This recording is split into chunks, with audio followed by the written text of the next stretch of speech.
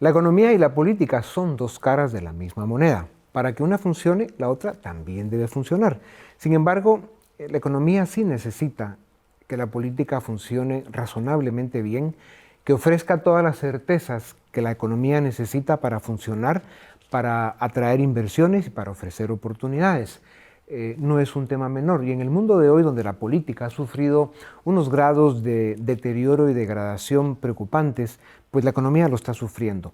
Para hablar un poco sobre estos temas y qué tienen que ver con el desarrollo sostenible de los recursos naturales, tengo el privilegio de presentarles al profesor titular de Economía Aplicada de la Universidad de Oviedo, don José Alba Alonso.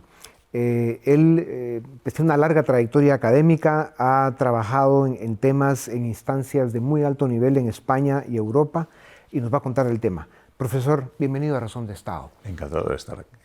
¿Por qué es tan importante que se entienda el proceso económico y cada vez más los políticos lo entienden menos? Y lo que vemos en los gobiernos, sobre todo en América Latina, pues son estos cantamañanas que se vienen a más con la demagogia, el populismo, el ofreciendo que desde el gobierno se puede resolver todo con recursos que nadie está produciendo y el resultado es que están endeudando países, llevándolos a déficits fiscales insostenibles y eso va a reventar. ¿Cómo resolvemos esta ecuación?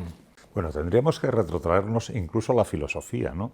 Ya decía Séneca que no hay ningún puerto favorable para aquel buque que no sabe a qué puerto se dirige. Y siempre comento a los estudiantes cómo debemos tener unos fines, unos objetivos, unos instrumentos dentro de una estrategia, unos indicadores y un análisis para proceder a la retroacción. Sin embargo, en el mundo de la política se tiende mucho a actuar de manera imperativa, es decir, saco una ley y esto tiene que ser así. Como digo a veces, lo que no podemos es decir que la ley de la gravedad universal se cambia y que las manzanas suban desde el suelo hasta los árboles. Eso no puede ser. Y en economía muchas veces hay una contradicción entre esos planteamientos políticos y lo que son las posibilidades reales. Tenemos que saber cómo funciona la sociedad, cómo reacciona frente a determinadas medidas, cómo se atraen esas inversiones que decíamos hace un momento, o cómo se comportan los consumidores, o miles de pequeñas cosas que hay en el mundo económico y que se pueden ver influidas incluso en el sentido contrario de lo que pretenden los políticos. Profesor, ¿vivimos un ciclo en el que la economía global se hizo insuficiente? La economía del mundo no está generando el número de oportunidades que necesitamos y tampoco está ofreciendo o generando los ingresos a los que la gente aspira, que a veces no es lo mismo que son los que necesita, pero la aspiración es importante, ¿no? Entonces, eso hace muy difícil el hacer entender a las naciones, a los pueblos, a los ciudadanos, de que hay que trabajar y duro para llegar a fin de mes y que si se hacen bien las cosas, pues hay un camino que se puede recorrer y que nos va a ir llevando poco a poco pues a esos lugares a los que aspiramos llegar.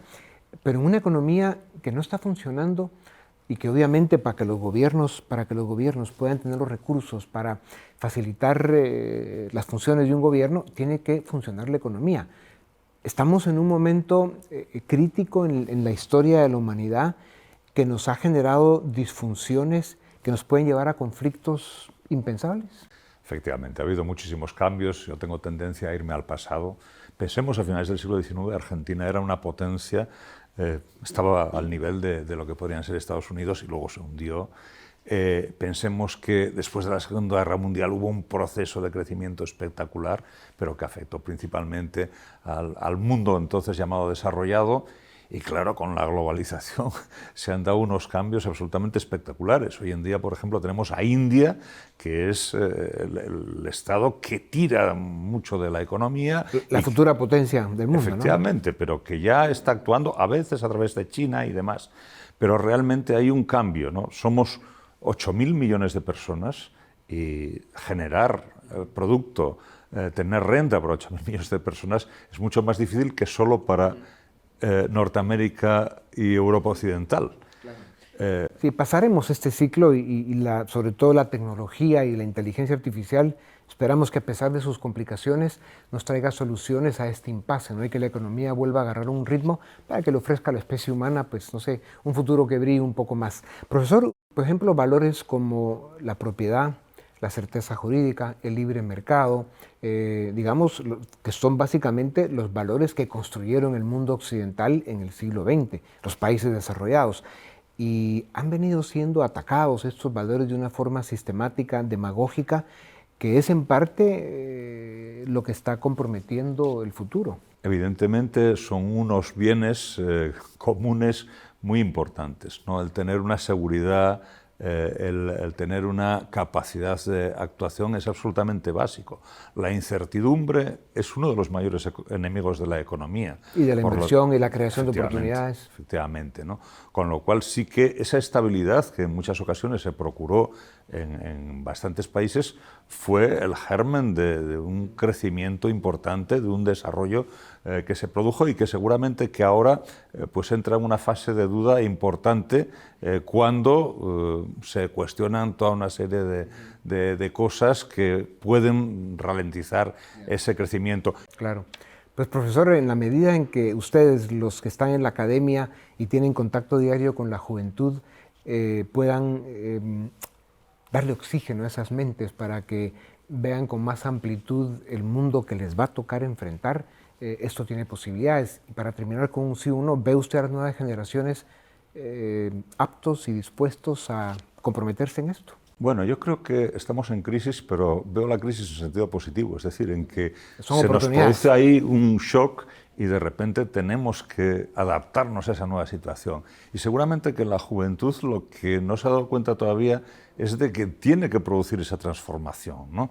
Porque una vez que se dan unas circunstancias determinadas como las que ahora viven, han de darse cuenta que la situación exige unos planteamientos diferentes y que seguramente que esa juventud, digamos, europea, estadounidense, japonesa, de zonas desarrolladas, no ha percibido las necesidades, no ha percibido la exigencia de un esfuerzo permanente, no se ha enfrentado a situaciones críticas, pero tendrá que aprender a hacerlo. Claro, y por lo que usted dice precisamente, lo que indican las circunstancias, el clima y el paisaje es que vienen experiencias muy duras que de alguna o de otra manera hará entender y enseñar a los jóvenes que van a tener que enfrentar la realidad que les toca vivir y resolverla. Por eso es tan importante que veamos otra vez todos a la academia y que nos acerquemos a ella para vigilar y promover de que esté a la altura de las circunstancias, como evidentemente lo están los profesores que estamos